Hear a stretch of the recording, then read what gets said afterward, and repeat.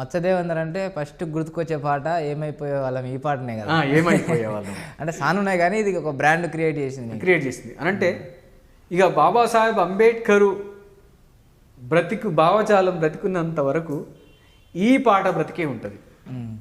అంటే శాశ్వతంగా, అంటే మరణము లేని పాట ఇది. అది నాకు అంటే బాబాసాహెబ్ నిజానికి అంటే ఆయన తెలుసుకొని రాయడం నిజానికి అంటే ఈ జీవితానికి సార్థకత లభించిందని అనుకుంటాను నేను.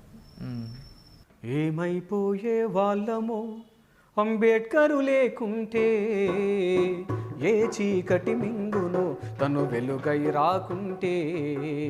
ఏమైపోయే వాళ్ళమో అంబేద్కరు లేకుంటే, ఏ చీకటి మింగును